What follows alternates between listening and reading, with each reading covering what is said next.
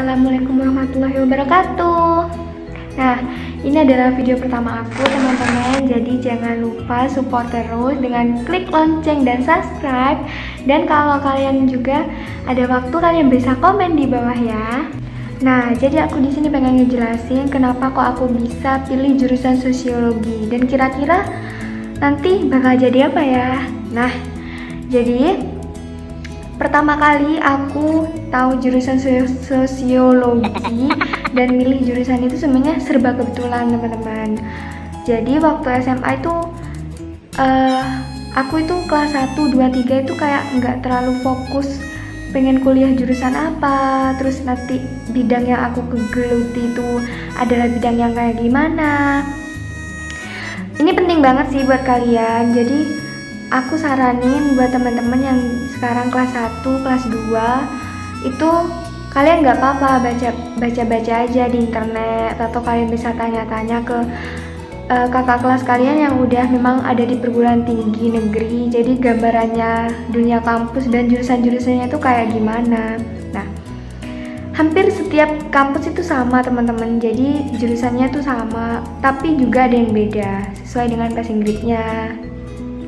Nah, waktu SMA kelas 3, semester 1, aku belum sama sekali cari informasi tentang dunia perkuliahan. Jadi itu bener-bener fatal banget sih menurut aku. Jadi jangan sampai kalian salah pilih, karena di beberapa kasus banyak banget teman-teman yang salah pilih jurusan dan akhirnya kayak nggak ser gitu. Kayak kalian kuliah tuh menjalaninya hanya setengah hati aja gitu, karena memang tidak sesuai dengan bidang yang kalian geluti. Nah, saran aku, kalian harus cari dulu informasi universitas atau jurusan yang kalian bakal pilih. Nah, aku sendiri baru mencari tentang informasi perguruan tinggi negeri itu di semester 2. Nah, di semester 2 itu memang anak-anak kelas 12 itu pada bingung-bingungnya ya. Ada ujian praktek, ada ujian tulis, ada tryout, dan semuanya tes-tes yang lain. Kayak memang di semester 2 itu udah waktunya kita ujian. Nah, setelah itu aku berpikir, akhirnya aku menentukan untuk kuliah di semester itu juga. Jadi pandangan untuk kuliah itu nggak ada di awal-awalnya. Jadi kayak udah keenakan sekolah ya kalian. Nah, kalian perlu tahu aku kebetulan dari IPS dulu waktu SMA aku SMA negeri di kabupaten. Aku IPS, tapi nggak menutup kemungkinan buat kalian yang IPA bisa masuk jurusan sosiologi, karena teman-teman aku sendiri itu banyak yang dari IPA. Nah, kok bisa sih kak semisal pilih sosiologi, terus sosiologi itu kayak apa? Nah, aku pilih jurusan sosiologi itu sebenarnya awalnya nggak mau ke situ. Aku punya pandangan itu di geografi, hukum, sejarah. Nah, 3 jurusan ini menurut aku bagus dan aku ya mengenal ya kan di SMA, di SMP, di SMP kan juga ada ya. Jadi kayak pelajaran-pelajaran itu juga bagus. Kalian kalau pengen akuntansi juga boleh, karena itu juga masuk ilmu sosial juga. Nah, akhirnya waktu aku daftar itu aku kayak ngerasa sejarah, geografi ataupun hukum itu kayak nggak ada di pikiran aku waktu itu, dan akhirnya aku ngeklik jurusan sosiologi. Ya udah nggak apa-apa, karena aku seneng masyarakat, aku seneng gimana kita bisa berinteraksi sama masyarakat. Pokoknya hal-hal yang banyak berinteraksi dengan dunia luar itu bagus sih menurut aku, karena aku seneng jalan-jalan. Nah, jadi buat kalian kemudian aku di langkah berikutnya setelah jadi daftar SNMPTN dulu ya teman-teman. Nah, kebetulan SNMPTN tahun 2019 itu tidak berbarengan dengan ilmu. Jadi tesnya itu jadi SNMPTN 2019 itu sebelum ujian nasional. Jadi pengumumannya nanti juga sebelum ujian nasional. Nah, ujian nasional itu kalian udah tahu kalian itu udah keterima atau enggak di jalur SNMPTN. Nah, jangan khawatir, menurut aku kalian tetap optimis saja, karena jalur SNMPTN itu nggak semuanya untuk, kan di masyarakat luas itu mindsetnya bahwa dia yang keterima jalur SNMPTN itu pasti pintar. Itu enggak juga teman-teman. Jadi pokoknya banyakin usaha, berdoa, dan jangan lupa kalian harus daftar juga buat UTBK, buat daftar di SBMPTN. Nah, kenapa kok aku saranin seperti itu? Karena aku dulu juga seperti itu. Kita kan nggak pede ya teman-teman, kita bisa keterima nggak ya di jalur SNMPTN, karena mengingat persaingan untuk masuk di universitas negeri itu besar banget gitu ya, sedangkan daya tampungnya juga sedikit waktu itu. Nah, jadi aku pikir aku harus daftar UTBK. Nah, aku UTBK-nya memang sengaja ngambil di kampus UNESA, Universitas Negeri Surabaya, karena aku juga pengen sekalian jalan-jalan ke sana. Sebenarnya bisa sih kalian ngambil UTBK di daerah-daerah terdekat di kota kalian gitu. Nah, kemudian setelah itu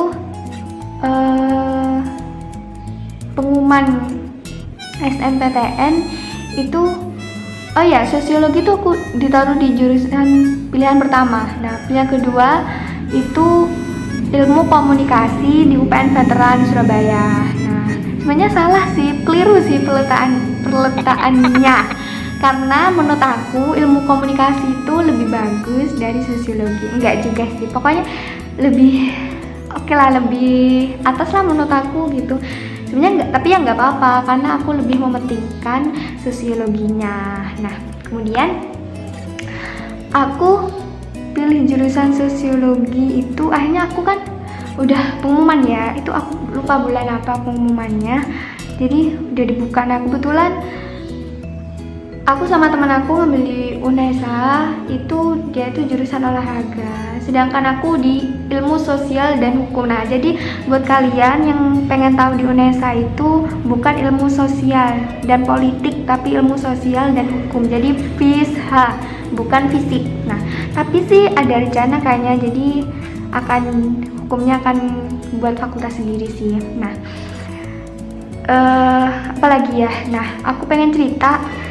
Aku waktu buka pendaftaran SNMPTN, ini mungkin adalah momen mendebarkan buat kalian semua, teman-teman yang pernah ngelaluin atau yang bakal ngelaluin masa-masa buka jalur SNMPTN, keterima apa enggak. Nanti kalau kalian keterima akan keluar warna hijau, dan kalau kalian nggak keterima kalian akan keluar warna merah.